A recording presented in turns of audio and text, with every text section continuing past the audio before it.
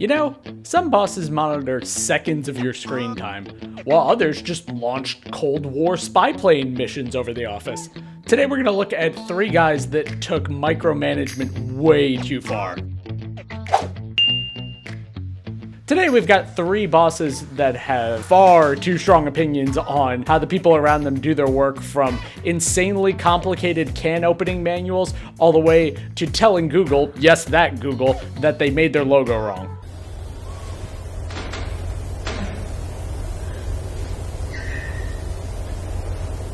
Okay. So let's start with Howard Hughes. A guy that was famous in the aviation industry. He built several aircrafts, allowing him to break multiple records, including land speed, transcontinental, and even world flight times. With building the craziest planes not being enough, he also had his own airline, TWA. Now, coincidentally, barf bags became standard on planes around the time that the land speed record holder had a controlling stake in the company. I'm not saying it was because of him, but I'm not saying it either. We're gonna die! We're gonna die! I'm going to throw up, and then I'm gonna die! But hey, look, the guy had other hobbies too.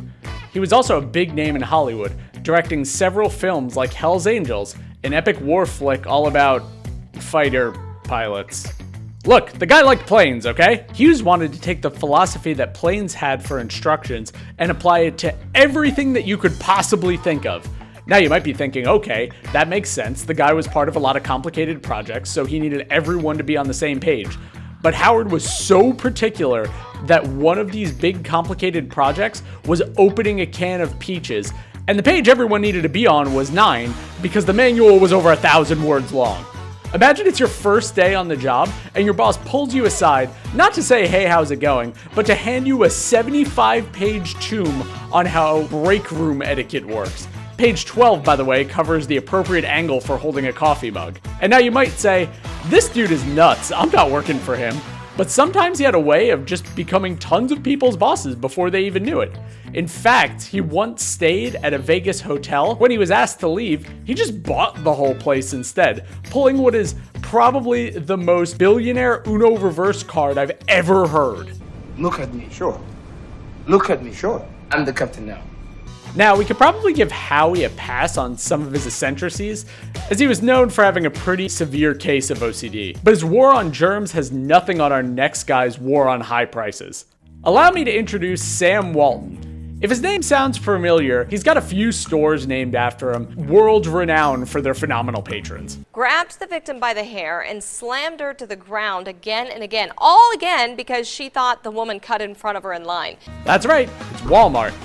And how did Sam expand his one store to so many locations? His extreme attention to detail. And I'm not talking about knowing if you clocked in 30 seconds late. No, Sam Walton knew exactly how many cars were in the parking lots of his stores at various times throughout the day. Now, this was the 70s. There were no drones, no satellites, no surveillance tech, so our CEO did it old school.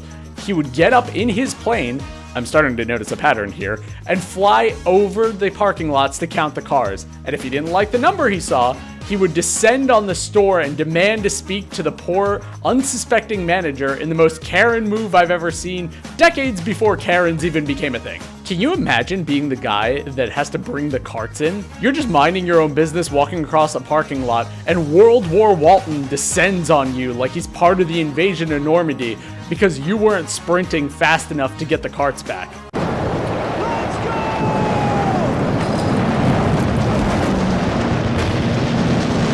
To be fair, I guess we shouldn't use that nickname for Sam, since that should actually go to his brother Bud, who was, get this, an actual World War II bomber pilot that refused to fly with Sam because of his reckless maneuvers. I'm starting to think instead of soldiers, America should have just declared Black Friday on its enemies. Oh gosh. We can at least feel better knowing that Walton wasn't just playing Cold War spy with his own stores.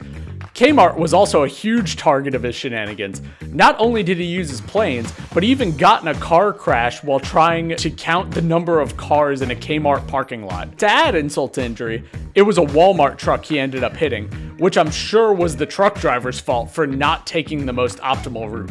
Now, from what I can tell, Kmart's business model has pretty much always been, we're going out of business. So between the spending on plane fuel, crushed bumpers, and strained family relationships, some poor Kmart exec is just looking over going, brother, if you just walked inside one of our stores, you know you didn't have to do all this. I can only imagine what the morning meetings looked like after a few of Sam's raids. You can ship your pants right here. Okay, so I think the message is becoming pretty clear at this point. Stop giving the billionaires planes. They've got enough ways to watch from sea level. Luckily, our last guy has never flown a plane as far as I could find. So let's talk about the guy that built Apple, Steve Jobs. If you've seen an iPhone, you've probably noticed that everything has a very specific feel to it. And it's no accident, since the creator of the golden delicious rectangles was notorious for being incredibly particular down to the most minute detail. One poor engineer learned this lesson the hard way when he was building the original calculator for the Mac. Jobs had him redo it so many times because the lines weren't the right width. Eventually, the engineer just built him an app so he could design the thing himself. I mean, I don't know what it says about a person if it's easier to communicate with someone just through an app than actually talking to them. Oh.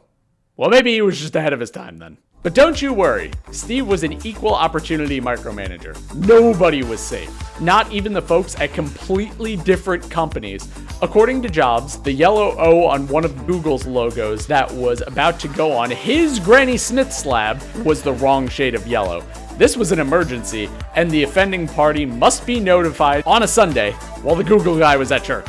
So picture it, right? You're doing your normal worship thing and get a higher calling from Saint Steve himself, a guy who you don't even work with, informing you to see an optometrist in the near future. But don't worry, he's going to have one of his Macintosh masterminds fix it for you, because it's not like you had one job or anything. Good idea, oh Lord. Of course it's a good idea. Praise be to Steve! But as it turns out, Jobs may have had some supernatural powers after all. He was literally the epitome of over my dead body. While he was in the hospital getting a liver transplant, the guy didn't like the oxygen mask they gave him. You know, the thing keeping him alive? He actually demanded 5 other masks to pick from. The hell with breathing. Jobs refused to die ugly. I bet the conversation with St. Peter over the shape of his gates went real well. And think about it further. Everyone in the office must have been waiting for the ghost of design to finally leave the building. He died in 2011. The Apple Pencil he hated didn't come out till 2015. And the calculator must have caused some severe design PTSD, since the iPad never got a calculator app until 2024. Steve Jobs was known not only for his micromanagement of every little detail, but for being fierce in battling for these decisions to an insane degree. You have to wonder where this level of combative mindset comes from.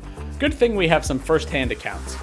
Now, according to his ex-girlfriend, Steve said he had a strong sense of having a past life as a World War II pilot. Come the fuck on. So here we are, some bosses I'd have a real hard time working for.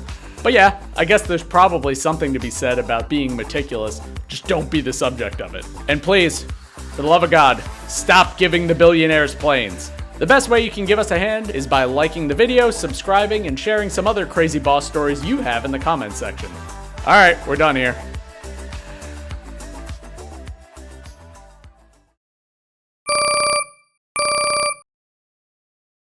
Yeah, boss? What do you mean my mouse hasn't moved in the last 3 minutes?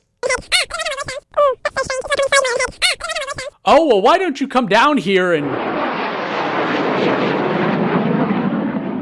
Yes, sir. I'll have those reports right away.